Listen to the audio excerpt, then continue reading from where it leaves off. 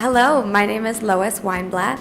My business is called True North, and I work with entrepreneurs and organizations and individuals to really help them clarify their vision and create the future they want for their businesses, for their lives, all aspects of their vision. And I had the amazing honor to come here to work with the heads of BNI in Coimbatore.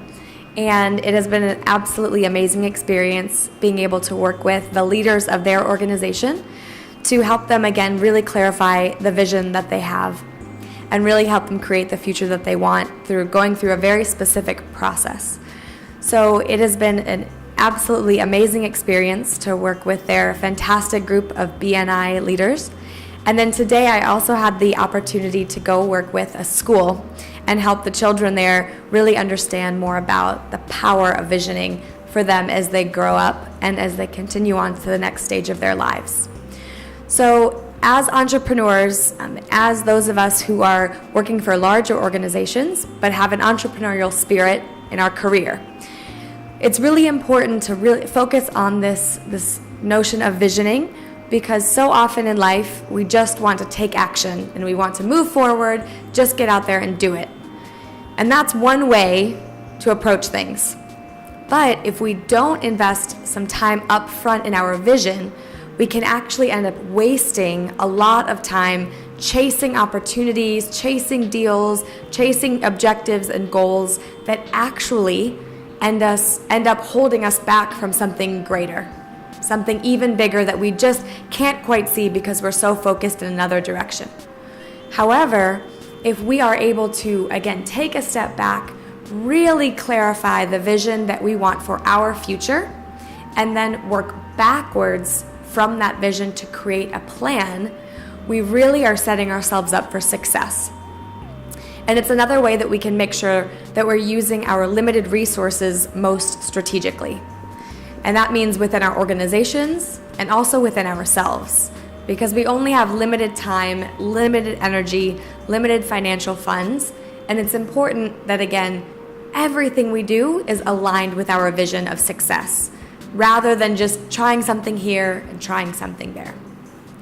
And when we have a vision in place, it really gives us a filter to understand what is an opportunity and what is a distraction disguised as an opportunity. So as we continue to grow and become more successful, we again get so many things coming our way, so many things that all of them look like opportunities in the short term. But some of them, while they may be beneficial short term, will actually be detrimental long term if we don't have that picture of what our long-term vision looks like. So I also wanted to explain a little bit about some research on visioning, because if the concept is new to people, sometimes it seems a little bit too nebulous. It seems too vague. It doesn't really seem like it's grounded in reality. But the research that's been done on it is fascinating.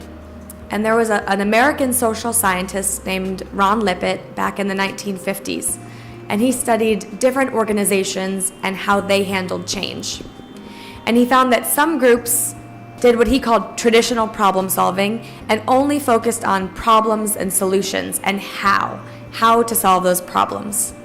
And he realized that those organizations really didn't affect change because everyone really got sort of negative and pessimistic when they were focused only on how. But then he studied another group that did what he called preferred futuring. That was his term. And he found that these groups understood and acknowledged that there were problems, and of course, they would have to come up with solutions. But the crucial difference is that they understood those solutions came later. That at that point in the process, they had to let go of the how and just really focus on the future they wanted to create. And what he found is when organizations focused on the future they wanted to create first, without worrying about how they were going to get there, that out-of-the-box ideas started flowing and their energy kept going up. People became much more innovative and open and honest with each other, and it led to much more real, lasting, and sustainable change. So it's really interesting to look at, again, this evidence, this research that's been done to show us the basis behind the power of visioning. And that power of visioning extends beyond just our careers. Because if a vision is really the evidence that we've gotten to where we wanted to go at a specific point in the future, maybe 3 years from now, 5 years from now, etc., then so much of that evidence will show up in our personal life. So if we've really achieved our professional vision, then evidence of that success will show up in a healthy, balanced life as well. And if we're really achieving our personal vision, then so much of that evidence will also show up in our business success. So when we think about really creating and crafting that vision, we want to think about it in terms of our personal growth, professional growth, financial growth, our spiritual growth, and our growth in our relationships, our relational growth. All those different pieces really ensure that the vision we create is holistic. And it's easy to get really caught up in our businesses and all of those different pieces. But if we're successful in one area of our life and we sort of let the rest go, ultimately, that's likely not to be our true definition of success. Because that true definition of success means that we are healthy in all areas of our life, all areas of our vision. So the important thing when we are sitting down to, again, clarify our vision is to just sit down with a pen and paper and really imagine ourselves at that specific point in the future. And we want to make it a specific day of a specific month of a specific year. And we want to write the vision like it's already happened. We really, really want to be able to see it and hear it and feel it. And once we have that vision in place, that visceral idea, that promise that we've made to ourselves, we then can work backwards from the vision to create the plan and really break that plan down from the large, long-term goals to the short-term milestones, the different metrics that we can measure on a much more specific basis to make sure that we're always taking those baby steps towards our vision. And ultimately, when we have that vision in place, we really just have one question to answer when we come to any decision, personal or professional, big or small. And that question is really asking ourselves, does this decision get me closer to or farther away from my definition of success? And when we have that ability to have that single question in place, we really have a compass to enable us to get back on track if we get off track. And we have this shield around us because we are empowered to reach our vision and make it a reality, and we haven't left that responsibility in anyone else's hands. At the same time, we need a lot of other people to help us achieve that vision. And that's what's so amazing to see coming here to work with the folks in BNI. The philosophy of BNI is called Giver's Gain. And the idea is that the more you give, ultimately, the more you gain.